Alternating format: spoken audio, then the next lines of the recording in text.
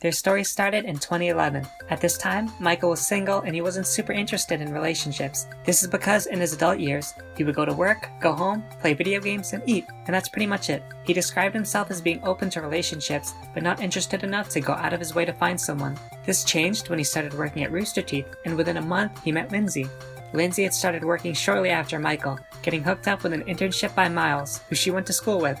She worked in the dungeon of the old Rooster Teeth office, where she at first actually really hated Gavin. But Gavin dressed the same way as people from Dallas, so unfortunately I had this sad preconceived notions about him, so I was like, fuck this guy. Yeah, Lindsay hated Gavin at first. Yeah. And Lindsay later met Michael, who she immediately disliked. This is because their first interaction was in the office kitchen, when Lindsay saw Michael and, wanting to make new friends, complimented his tattoos. He was in the kitchen and I saw his tattoos. I was like, oh, okay, I like Legend of Zelda, cool. I was like, hey man, I like your tattoos. And he goes, cool. And then just walked away. I was like, no thank you, nothing? Come on, man. What do you want from me? I know, it was a Jersey a style. fucking prize? Cool, thanks. Bye.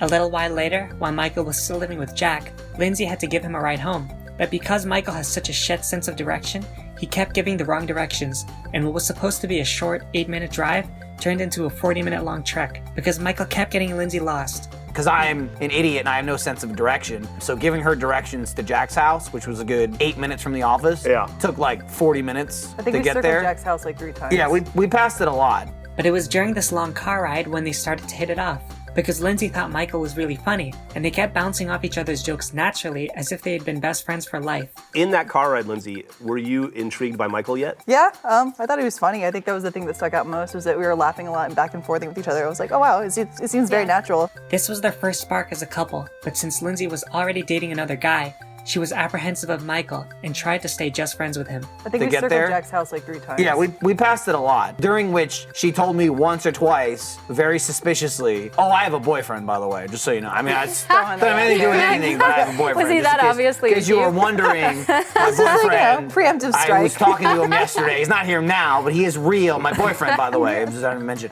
he exists. For about 6 months, they stayed just good friends, until New Year's Eve of 2011, where Lindsay broke up with her boyfriend and about an hour later hooked up with Michael. She was dating someone else, not at New Year's. Frodo Maybe was an hour before that.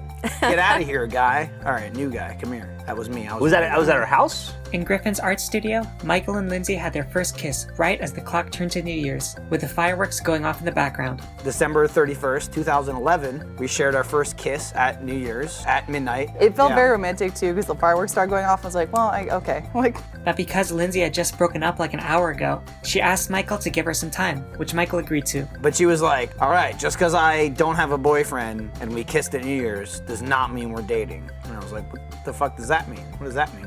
But after 2 weeks, Michael had enough of waiting, and Lindsay was like, all right, fine, we can start dating. So she's like, this isn't happening too early. We'll wait a while. And then January 15th, I was like, cut the nonsense. It happens today. Yeah, exactly. That was the 2 weeks I went, come on. And she went, all right, a respectful mourning period. Yeah. They started dating on January 15th, 2012, and after 2 months, they already moved in together.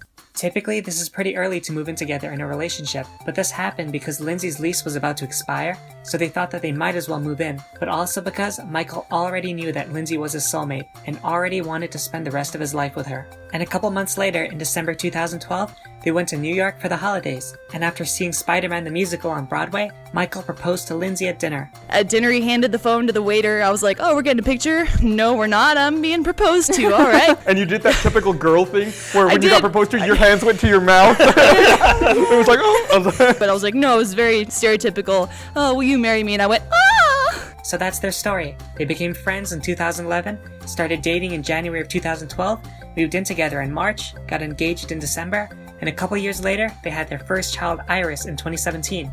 Lindsay and I, we made an extra life.